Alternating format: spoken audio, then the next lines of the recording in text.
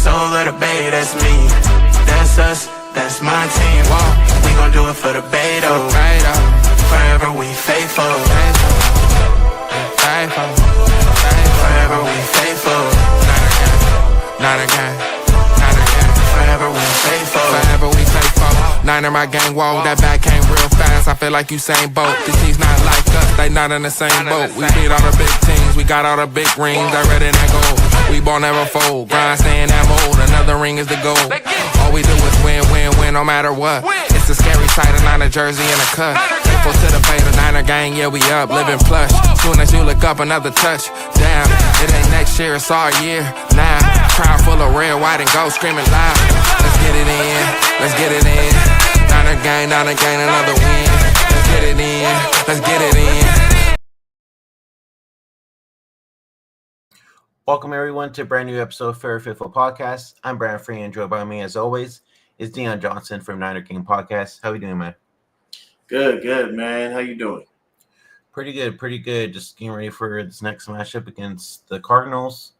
We'll get right into it. But first, if you guys are over on X, please hit that like and that repost button. We really appreciate it. And as always, go over to YouTube channel for FF Podcast and Niner Game Podcast. Hit that like, subscribe button on both channels. It helps us to give you guys all 49er news. All right, let's get right into it. Niners face off against the Arizona Cardinals. Last week it looked good against the Rams, but we all saw that one coming. But can the 49ers bounce back and get a dub against another division rival, the Arizona Cardinals? Dion? Yeah, man, this is 2 weeks in a row of NFC West. Mm-hmm. And battle for supremacy between the Seahawks and the Rams this week. So that's going to definitely be a game I will be watching because I definitely want to know what happens. They are the top dogs in the NFC West. Right now, the Cardinals are at the bottom of the basement. And they've got lots of injuries, tons and tons of injuries. So let's just start there. Let's take a look at the injury report for both teams. I do have it right here. Give me just 1 second. Just make sure it's seen on the screen there. I think we should be good. There we go. Right. So current injury report now. When it comes to Arizona, for the Cardinals, all of these players are out.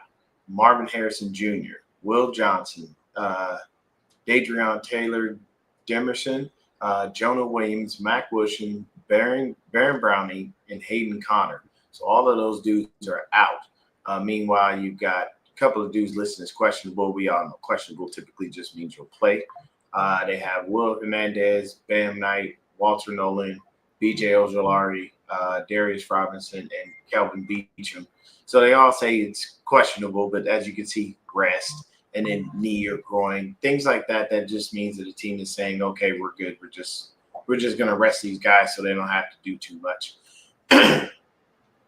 But then you have, I guess, Xavier Weaver, Bilal Nichols, Josh Sweat, Evan Brown, Max Melton.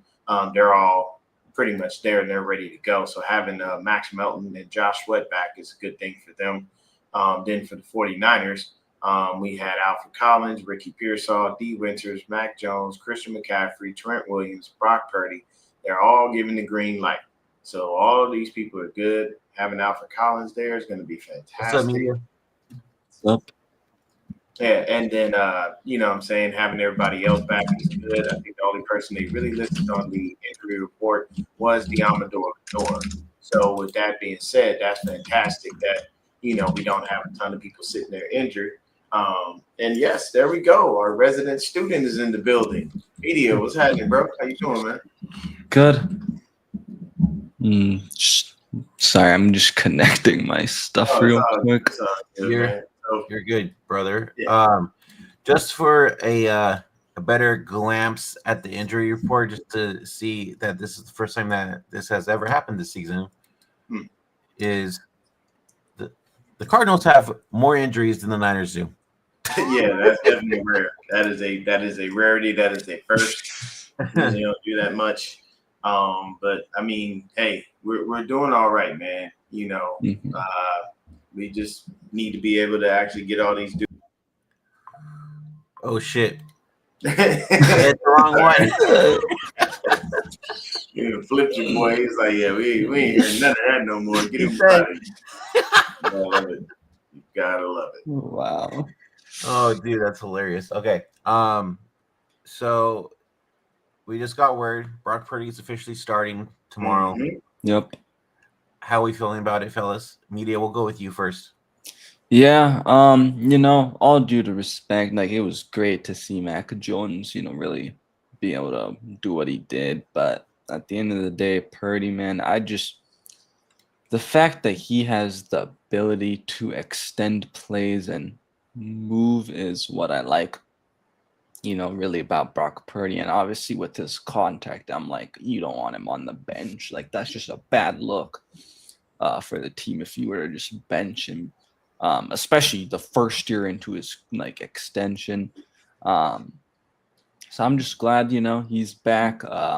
It's actually ironic because it's, he's from Arizona, and then you also have Ricky Pearsall coming back. So it's a little bit funny that I guess it kind of was planned to be this game. But yeah, I'm glad that we're starting to get healthy.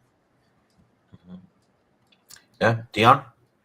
I mean, hey, man, BP back on the field. There we go. 13, he deserved his job back, But the beauty is that we never had an actual quarterback controversy. Yeah, people out there talking about things, but nobody ever. The beauty is inside the building, we didn't have that as an issue because Mac Jones got up there consistently week after week, letting y'all know this is Brock Purdy's team. I'm just here for cleanup duty, and you got to respect that out of Mac Jones. So I can tell you right now, with the time that Mac Jones has played, this is one of those things where I keep telling y'all, I might not like Kyle, but I do give him credit in certain situations. Kyle gets people paid, bro. He gives people jobs, man. Yeah, look, I may not like him as our head coach because he just can't finish the job, and that's my only issue with him, really. But the man will get you get money when you leave, bro. Bro. If you know what, I'm gonna do that. I'm gonna take a look at the coaches. I'm gonna take a look at some of the play. You get broke off when you leave, for the most part. For the most part, not everybody. You know what I'm saying? But there are some players that came here where it kind of seemed like their careers were not necessarily living where they were supposed to be, and after they left here, they got some money. You know what I'm saying? Arden Key, Sam Aquan. Exactly. Look at these dudes. You know what I'm saying? Look at the coaches. Kyle Shanahan has created 3 head coaches in the NFL. 2 of them still currently have their jobs. One is back with us only because he went to a dumpster fire. He should have never went there in the first place. But that's just me. I'm sorry. If I had an opportunity to be a head coach and somebody was like, yeah, you get to coach the Jets. No, I'm good. There's certain franchises that you just want to stay away from because they don't care about winning. So yeah. You know what I'm saying? I'm happy that BP is back on the field. It's great for us. Glad that Ricky Pearsall is back on the field. This would be something, it's good. Like media said, homecoming for both of these young kids. That's definitely what's on Papa J. Homecoming for them, for both of these kids, everything that they have, here and being from Arizona, all that good stuff. And I think didn't Pearsall play a little bit of ASU or something like that? Yeah, he did before he transferred. He transferred to Florida. So there you go. That's going to be, a lot of people in the crowd, a lot of roars, for him to be able to do things. So I think it's a beautiful thing, man. It's good for them to be able to get up and come back out here. But one thing I will say is that Mac Jones did do something that Brock Purdy could not do. He won with the backups. Last year, Brock Purdy had to play with a lot of backups. He wasn't doing a lot of winning. Fair. Mac Jones just went out there not always having the full crew. Yeah. He didn't have Kittle for several games. The only person that Mac Jones literally has had all year is Christian McCaffrey. Mm-hmm. That is it. But all our other weapons, all our technical starters, missing time. Technically, though, he did pass to CMC a lot this season, so. He did, but at the end of the day, who doesn't use one of the best safety blankets in the NFL? You have to. Yeah. So, what I'm saying? I know last year CMC wasn't around. Say what? I said he already played. You played with Kendrick already, so he had that too in the Beautiful back. connection. Yes. Yep. I love it. And then you start getting that connection with Juwan, right? Yes, sir. And then, But I mean, I think the connection with Juwan happened during training camp because you know, usually like his main receiver that he would connect with. One thing I want to say is, I like what I saw from Brian Robinson. Dude, yes, he's being used like this is how he was supposed to be getting used in the system. I really like what I saw from Brian Robinson. Here's my thing: He's do it warming up again now. and do more of it. Yeah, it's not hard. See, I'm going to say this, and I really want you guys' thoughts on this. B-Dubs, I actually want you to really, really give me some deep thoughts on this YouTube media.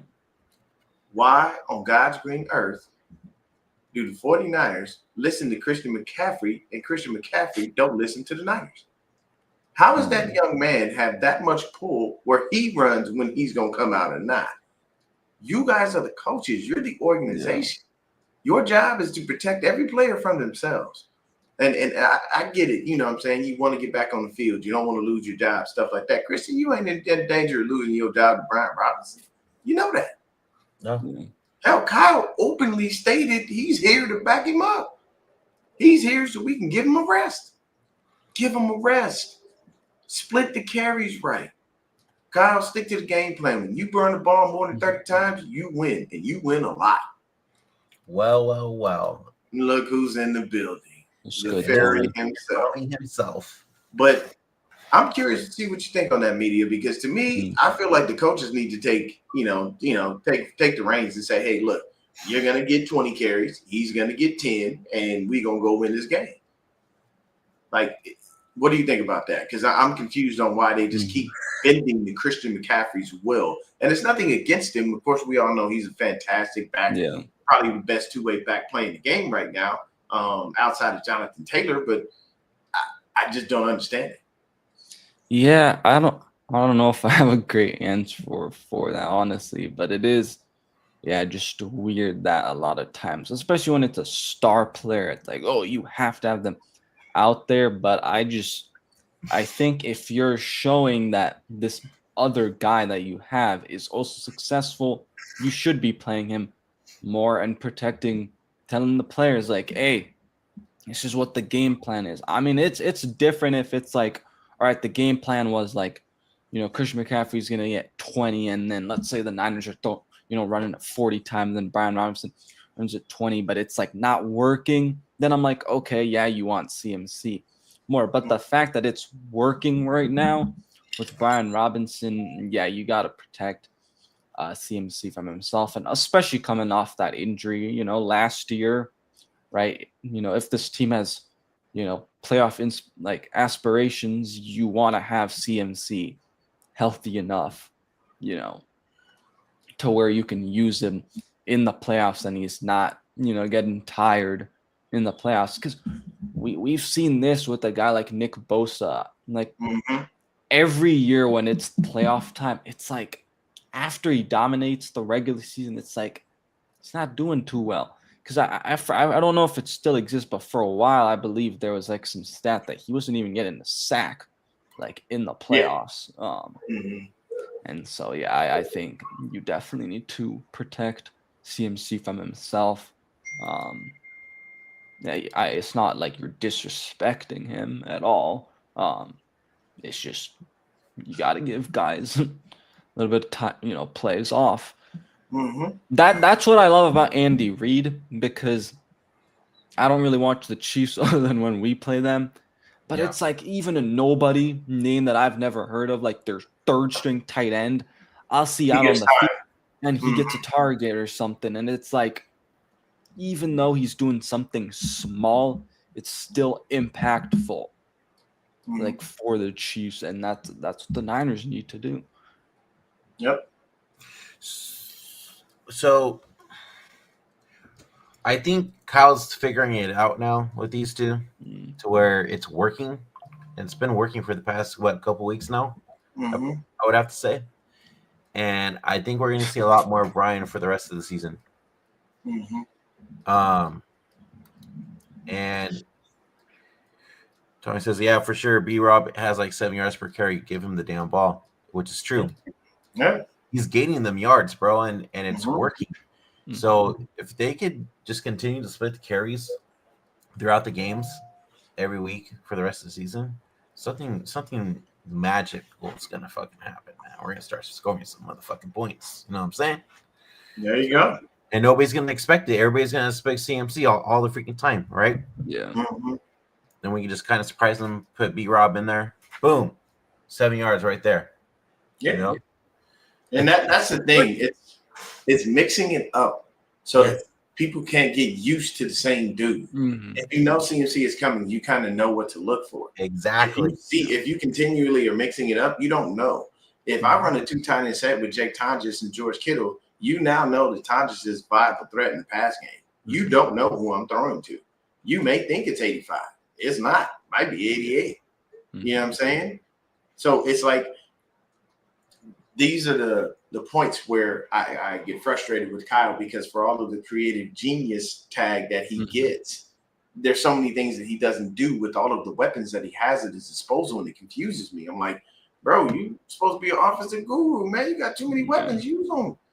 You know what I'm saying? And he's like, oh, yeah, we have run a 3 tight end set in his last interview, if you count Juice. Nah, fool, we ain't talking about a fullback. We talking about 3 actual full-on tight ends. Luke Farrell, Jake Tonjes, and George Kittle. If you did run 3 tight end sets with those dudes on the field, you might see some different results. I'm just saying. What's going on, Jason? So me personally, in this game, to be honest with you, because there's no Marvin Harrison Jr., we need to be worried about a dude who historically eats us alive. His name is Michael Wilson out of USC. I may not like USC as a college, but they produce some darn good football players. I can tell you that much. And Michael Wilson has been balling. And whenever he decides to play us, he seems to turn up for no darn reason. And with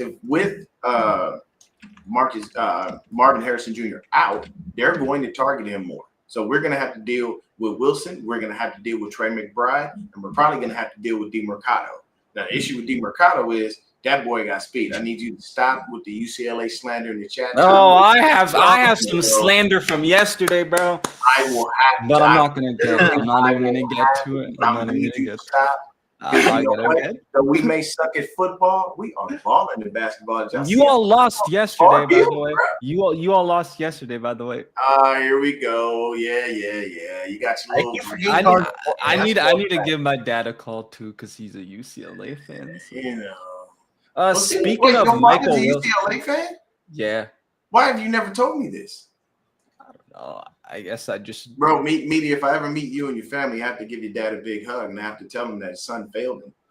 Like in Arizona. But real quick, Wilson actually went to. He's a local guy, like in terms of California, because he went to Stanford. Oh, he went to Stanford. My bad, wrong school. Yeah, but yeah, you're right, dude. I feel like every time, like the Cardinals, every time he plays us. Every time the Cardinals don't have someone, or they do like have someone, so every time I'm like seeing him in the end. So those are my 3 guys to watch, and I want to know if you guys have guys to watch on offense outside of those 3 dudes, because I figured those are going to be their main targets. You're going to have DeMercado, it's going to be Wilson, it's going to be McBride.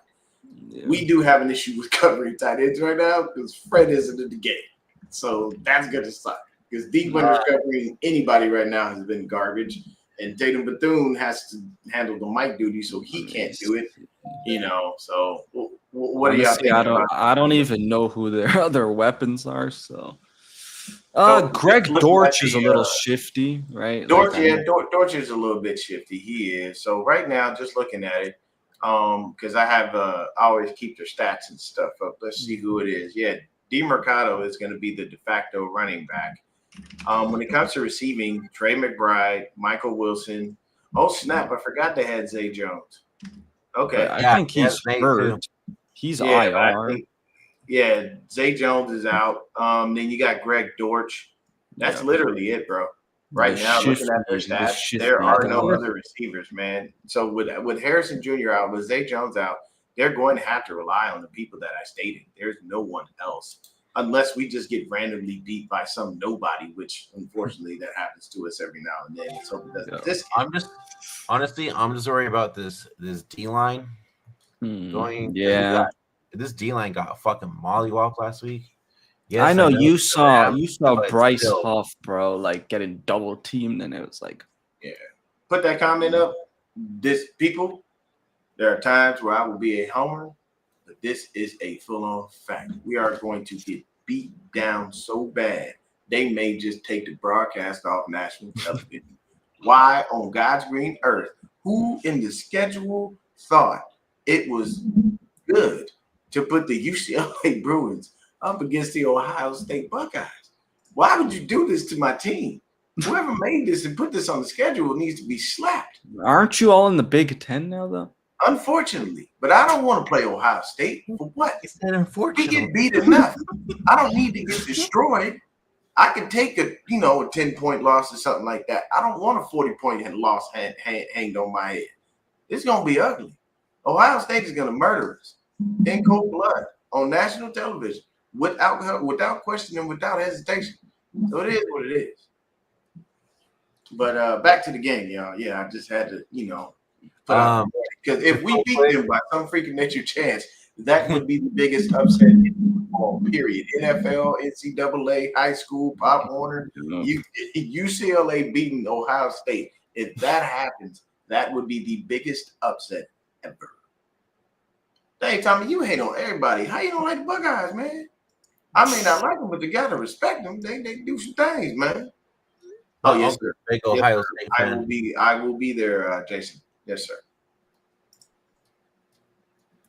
But for us, what do y'all think? Okay, so tell me what you think, media, as far as like how we'll look on offense with the return of BP, the return of Slick Rick.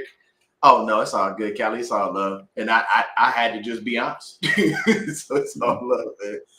But yeah, what do you think about BP returning, man? Pearsall returning. We got a couple of guys might possibly have to knock a little rust off here.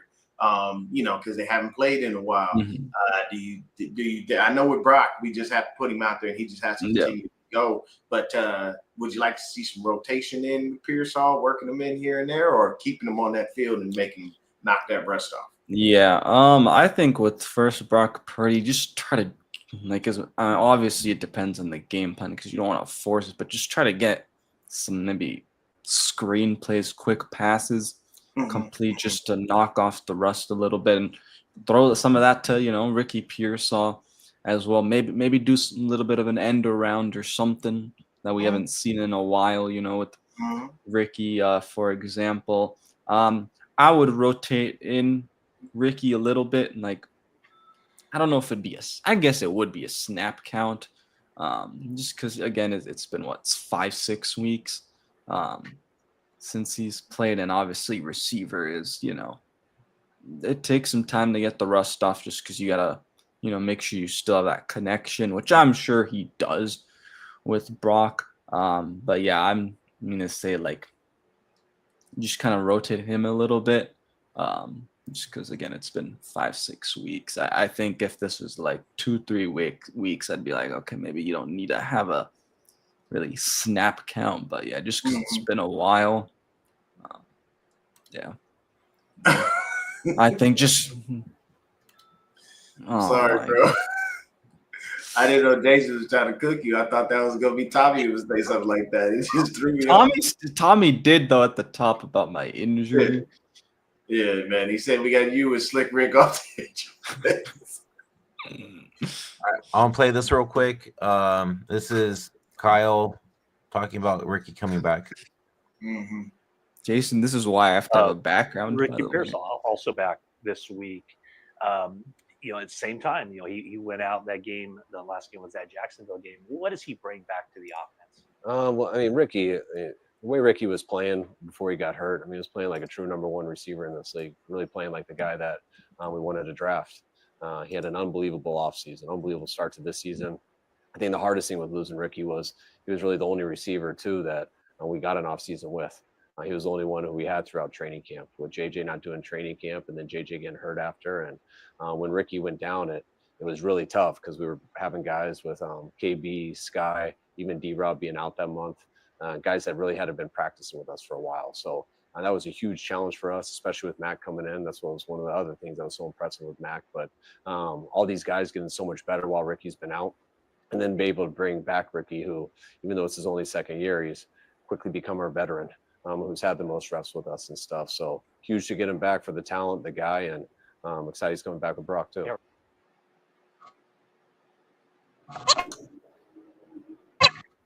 Whoa, what is that? What the heck?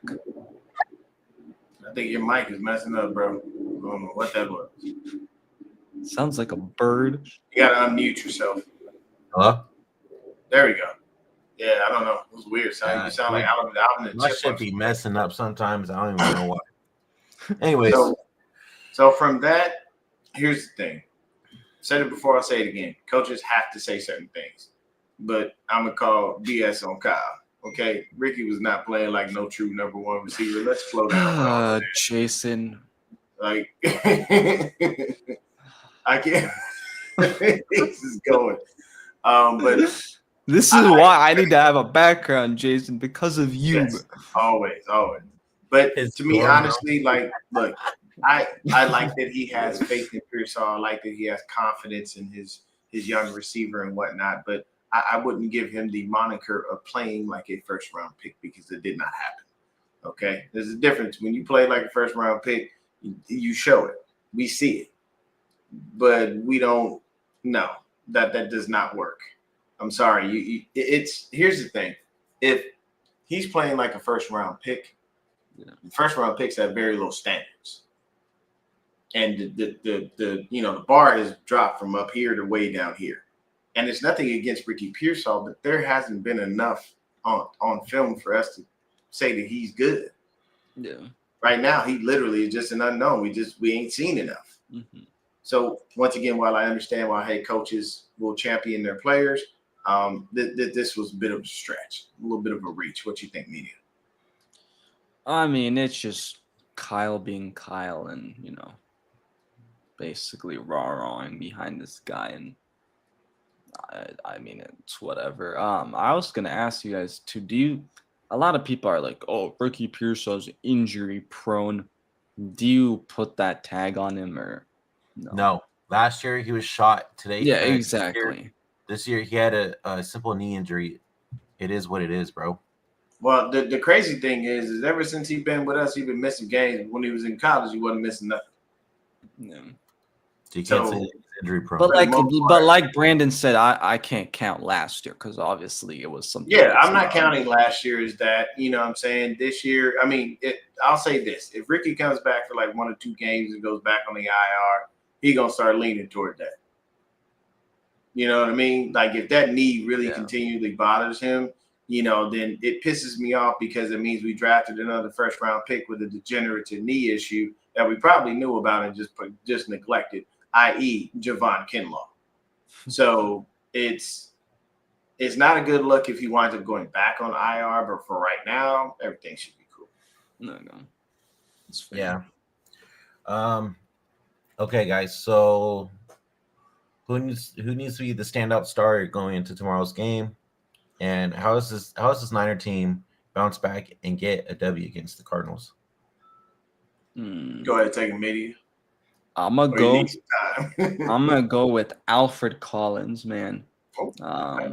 This guy, like everybody was in camp, and obviously because he was dealing with an injury.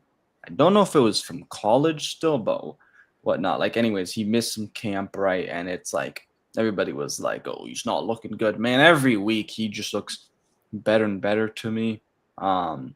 I mean, with this defensive line banged up, and I was hoping that CJ West would, get some playing time. It's kind of weird to me that he's been inactive.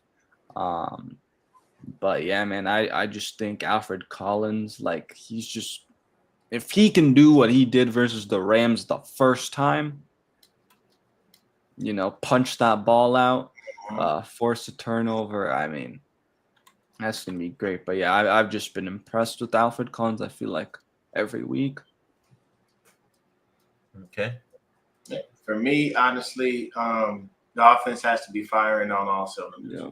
You know what I'm saying? We need to make sure that we get Pearsall the ball Kittle's got to be involved. CMC's got to be involved. B-Rock got to be involved. You know what I'm saying? Heck, hit Juice on a wheel route. Like, open the offense up to make sure that you are involving everyone so they cannot key in on one specific person. Because when people play us 9 times out of 10, they look to put a game plan up to stop Christian McCaffrey. Does it always work? No, because I think he's had over 100 scrimmage yards majority of the games we played this season. So it's something to try to slow him down, but you never stop him because it just doesn't happen. So for me personally, I would think that the game plan would be to just make sure that we open it up to a variety of weapons, make sure that we spread the love around. And, you know, like Media said earlier, get Brock in on some quick rhythm type throws. Like, let him get rolling, you know what I mean? So he builds his confidence and he starts feeling like he can, you know, sling the rock a little bit better. And the number one thing I will state is, if Brock goes out and has a really bad game, media is going to have they are going to go crazy. Yeah. They are going to be like, well, you put in Brock Purdy off of an injury and look how he looks. Why didn't you just stick with Mac Jones? And it's like, okay, once again, people, this is not Atlanta. We're not doing that. Okay. I'm not about to waste that kind of money. He gonna get on the field and show us what he got. Yeah. You know what I'm saying? So, hey, look, man, put that up there. That last comment, put it up there. Get the kid, open the door for him, man. Just see what you got. At this point, at the end of the day, you need to see what you got in certain dudes. Yeah. Don't keep holding kids back because you feel, but they're not ready, or they didn't do this, or they didn't do that. One little sidebar for me is, I'm tired of the Nick Martin slander for his special teams play. Some people aren't special teams guys. Yeah. Okay. I'm gonna give you a prime example. There's a young man that's actually not doing so bad playing, a little bit more than he has. One of media's favorite players, Demetrius Flanagan-Fowles. He is a New York Giant, and he is one of their starting linebackers. Yeah. He's been looking all right. But see, DFF, special teams was his thing. That's what he did. He was really good at it. Some people aren't good at special teams. So you put them on some people you really have to put on the field. You just say, go make a play. That's truthfully how you have to work with some guys. Michael Vick openly admitted in his career that in the beginning, he ain't read no playbook. He just went out there and played. You know what I'm saying? It wasn't until later in his career where he started, paying attention to the playbook, studying things. And he even admitted, hey, if I'd have done this earlier, my career probably would have lasted longer. But what I'm saying is, oh my gosh, yes, Callie, I agree with you on that one. This is just 100%. Well, actually, no, putting him out there ain't gonna make no difference because he's just as bad, if not worse. Zeke was getting beat too, so we're just stuck at the safety position. To me, what this screams is there's a young man that we let walk and go to Denver because we didn't want to pay him. We should just let him stay here. And that's Talanoa Hufanga. That's neither here nor there. But I have to say, with that back end of our defense and not looking so great, it's because our front seven ain't doing great. Yeah. And our linebackers are not doing that great either. The whole defense just looks like complete garbage ever since Warner and Bosa and freaking Malik. Michael Williams. Michael Williams. Yeah.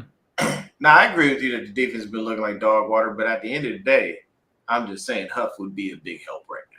I'm going to throw that out. So, for me, I think that's just a game plan. Get out there, make sure you spread the ball around, spread the love, make do with what you have. And, make sure that you keep them on their toes. Don't always give the ball to Kittle. Don't always give the ball to CMC. Throw to Jennings every now and then. Throw to Farrell. Throw to Tonjes. Just open the door up, man. You know what I'm saying? Every game, we should be throwing to at least 8 or 9 receivers. Spread that love, man. Get Jordan Watkins involved a little. You know what I'm saying? Like, just open the door. Throw to people they don't think you're going to throw to. Make them make them scared of the nobodies, and then you can hit the somebodies. Yeah. You see what I'm saying? Because if I got you this whole game worried about Jordan Watkins, because he's been eating you alive, you even forgot about George Kittle, didn't you? Good job, dummy. Because you know what's going to happen? He about to eat you alive. You know what I'm saying? His coverage is what scares me there, Callie. I'm sorry. Yeah. That's my thing. His coverage skills are hot garbage. I ain't saying Jair's any better, but it just, I don't know, man. Just we just got a problem at the safety position outside of Malik Mustafa. So don't be surprised if we find a new safety, because it ain't Jason Pinnock, because he is a special team for life. Yeah. So we just got to get better at things. But that's my idea, man. I think this, honestly, with what they have on defense, if there's supposed to be a guy that we feed, I would recommend it be George Kittle. I think we need to let him loose on this defense and feed him. You know, Kittle should be over 100 yards receiving at a bare minimum, man. We should be lighting them up. And, you know, I know Brock's coming off injury, but Brock, you're going to have to top at least 250 passing there, bro. Mac been in the 300 several times. Yeah, I was going to mention that is like Mac Jones putting up yards, man. That also varies if we're running a lot, too. Yeah. So, I mean, I understand that part. Now, we get you running, and, you know, we got the game, we lock down, we keep TOP in our favor, all that stuff. I get it. But if we are throwing that ball, Brock, you have to go over 250. Anything less than that, man, you better have about 3-4 touchdowns. Because other than that, bro, it's Mac throws that rock, and he throws it very well. I give him that much, man. Yeah. Real quick, I didn't understand why they even elevated Sebastian Valdez last week, because they didn't even play him, and does not still take a spot in terms of elevation? So like they still it does take a spot on the roster, but I think the reason that they did it is because they're so worried about constant injuries that they may need him up just in case. You know what I'm saying? I mean, because I think what we have is 56 now, right, for the roster. Not 53 anymore. I think it's 55. Okay, 55. But I think you can only have about 46, 47 players actually active, if I'm not mistaken. So so I'm pretty sure they had him up just in case. You know what I mean? Yeah. Because you got to have that as far as that's concerned. But I honestly think that this should be a really big game for George Kittle on offense. That's who I want to shine. I agree with media and with B-Dubs. I think Alfred Collins needs to ball out. I need him to start pushing that middle real quick. So those would be my guys for offensive defense, you know, as far as X factors go. Okay.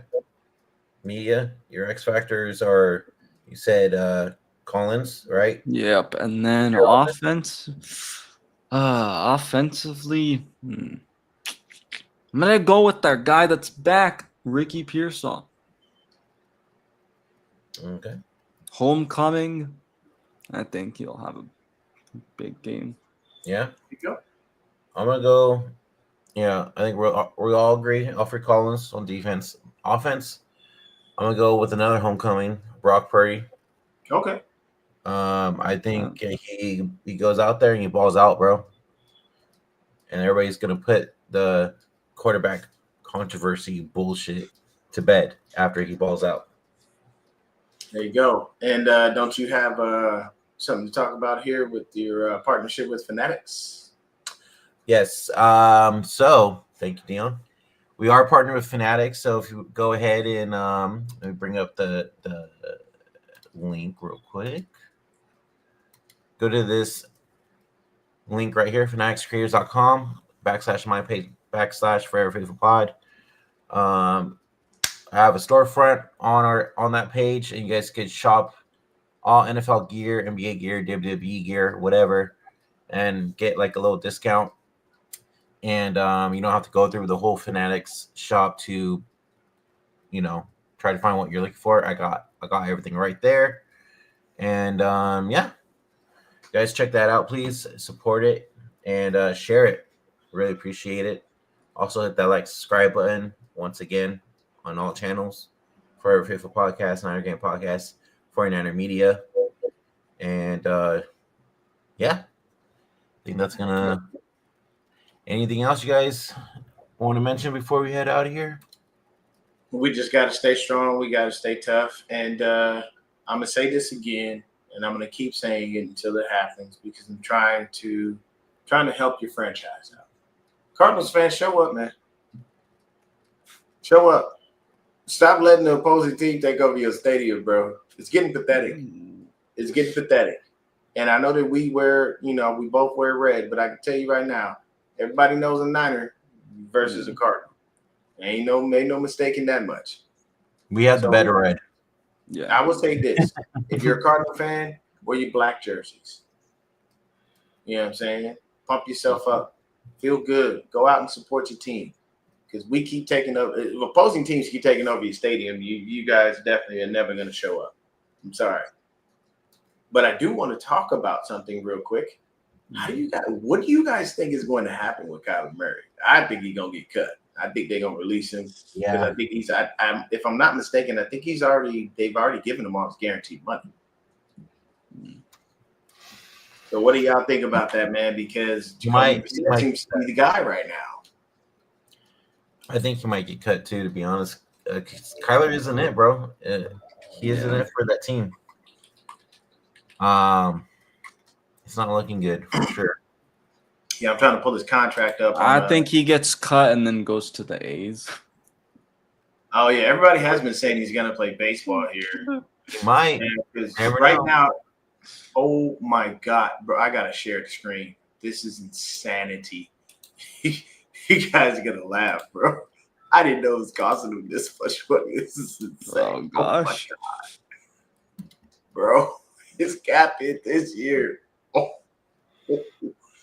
$43 million. And then the dead cap this year, and then the next year 50. Look at 57. this. Yeah. Jesus. Okay, so they might hold on to him through 2026. Yeah, and then get him, and then get out of it, like it says. Yeah. I honestly, I'd hold him till 2027 and then get rid of him, because you don't want to pay that $52 million. Because you got 52. That'd be $52 million. Yeah, no. Mm-mm. Yeah, you ain't paying him that. That is a ton of money. So this is just something that I've been talking about just in general. It's just, man, it's ugly when you pay a quarterback an absorbent amount of money and he don't really deserve that bread. And look at what you got yourself into. And they don't structure. The one thing that I will say about the 49ers is we're lucky we have Parag Marate back there structuring these contracts, constantly finding ways to get out. Whereas I don't know who's doing that over there in Arizona, but y'all need to get somebody new, because it ain't working. They do not crunch numbers well, man. That is ugly. What else you got there, B-Dubs? All right, so this is Kyle talking about how basically the offense needs to pick up the slack that the defense is giving. Because it's always been the defense picking up the slack, right? So this is him talking about that real quick. Guys coming back to the offense, does it put a little bit more on their plate to kind of pick up the slack here down the stretch? I understand that question and why people say that, but it's always hard for me to answer, because I've never in my life asked an offensive player or any player like, hey, you got to pick up the slack because the side of the ball is down or anything like that.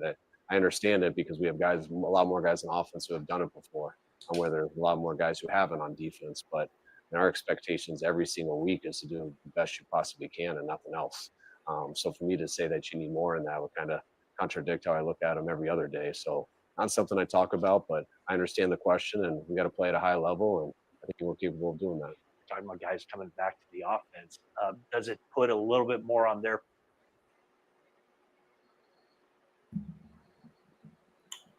What you think about that, media? Yeah, I mean, I don't know. There's not really much I feel like I got from what he answered. I mean, he kind of gave us to quote the movie The Campaign with Will Ferrell and Zach Galifianakis. He gave us the old DC dip and twirl. He just danced around the question. Like it amazes me sometimes how that's how it works. You know what I'm saying? Head coaches will just dance around questions. They won't actually just come out and fully answer them. I've always been a proponent of understanding that they can say certain things, they can't say certain things, but at the end of the day, we all know he has to ask the offense to pick up slack, because defense. There are times when defense has had us in games and we just we're just not giving them anything. You know what I mean? Mm-hmm. This last game, this was just I don't know. This was just a revenge game. And it was kind of odd that Devontae Adams went out with a back injury, though. I've never seen him have a back injury a day in his life. Maybe age is starting to catch up with him. You know what I'm saying?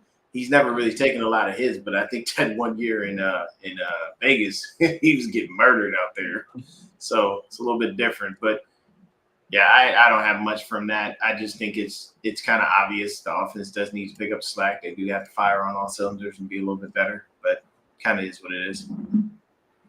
Yeah, I agree. And then just real quick, it's kind of off topic, but I'm just going to say it anyways. For those of you that have YouTube TV, we got ESPN is back and ABC back, so we're good for Monday Night Football next week. There you go. Yep. But yeah, is there anything else before we head out? Let's get this dub. Let's have a good bounce back, game. Glad that Purdy and Pearsall are back. Mm-hmm. Yeah. I got one more thing for you guys. Thoughts on them pushing Brandon Ayuk's window open? I don't think he's coming back this week. Yeah, just send him the rest of the season. Forget it. Like, what's the point? You think that injury was really, really it must have been that bad. It was ACL, MCL, and then meniscus. So meniscus, yeah. Just sit him and prepare him for next year. That's all you can do. Yeah. There's not even a point to put him on the field. If I don't see Brandon Ayuk by the bye week, then what's the significance of him even playing for the rest of the year? Exactly. Like bringing him back, like what are you going to do? Try to bring him back? You don't want to knock him rust off in the playoffs. That'd be the stupidest thing ever. Yeah, that's true. Like I would think he would have to play at least 3 to 4 games just to kind of get his body calloused up to be in football shape at a bare minimum. Because hypothetically speaking, we're on the outside looking in for wild card, but we're close. We're right there. We're still in the race. But I do not want Brandon Ayuk coming back during a wild card game. Like he's not the type of receiver that comes off an injury, and I feel like he's going to just go crazy. I feel like he's gonna have to work himself back in. Some guys you see that. Like, oh, okay, this dude's coming off an injury. I know he's about to light it up. Brandon ain't that dude. And it's not anything against him, but I just don't think he's that kind of guy. I haven't seen that from him. So for me, with BA, if you don't put him in off the bye week, don't put him in at all. Yeah, I agree. Sure. Honestly, his window, like if he was gonna actually play after the bye week, I feel like it should be open now because his bye week's week 14, so it's like I feel like it should have been opened by now, and then that would be play, after the bye at least. But yeah, I don't think he'll play this year, honestly. All right, for sure. I had to throw that in there because they were talking about it this week too. So.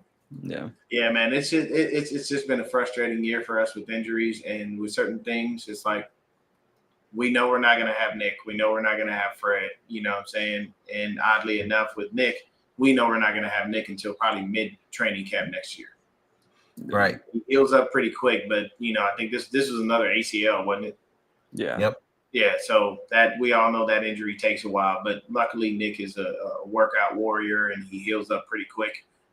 Warner's injury, actually, oddly enough, he could be back for the playoffs, if I'm not mistaken. I think the timeline for his injury gives him that, but they're not going to do that to him. Yeah. You know what I'm saying? Plus, unless we randomly just started ripping off wins consistently and looked like we were, headed for a Super Bowl run, they're not rushing that dude back. That's just stupid. You know what I'm saying? You're not going to have him come out there and re-injure himself or, play at like 30%. When we would need him at 100. Yeah. You don't want what happened to Greenlaw. So not at all. Not at all. I wouldn't bring him back. Nope. Shout out to Quan Alexander for coming back from that biceps tear some years back as quick as he could, man, to try to help us out. We appreciate you, Quan. We just never can stay healthy here, but nobody can stay healthy in San Francisco. He could. Well, the problem is I don't think he stayed healthy. I don't think he even stayed healthy with Tampa Bay. No, he hasn't. That's been the knock on his career for the most part. Just been health. That sucks.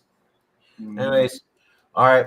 Well, let's see what happens tomorrow. Dion, enjoy the game over there at the stadium tomorrow, bro. Yes, sir. I know John Chapman's going to be there. Yep. with the rest of his party crew. So I'll be out there with the AZ Niner Empire. We'll be over at Salt. So if you're over there at Westgate, definitely come on down, come hang out. You know what I'm saying? Come chill. Because we'll be having a blast. Go live a little bit while you're over there too, you know? Oh, yeah. Definitely so, man. Definitely so. Show everybody what it's like. You know what I'm saying? People don't understand. Like, I remember I posted a short going to the game. And literally, there was so many people, like so many Niner fans. It was insane. People were looking like the comments were crazy. People were like, y'all do this? Yes, we do this to a lot of stadiums. I just want you to understand that. We're the most well-traveled fan base that in the league. I don't think there's anyone better than us. Yeah. So, all right. Well, you guys have a good one. Enjoy your Saturday and enjoy the game tomorrow. So next time, guys, go Niners. Go Niners. Okay. Fuck the Dodgers. Yeah.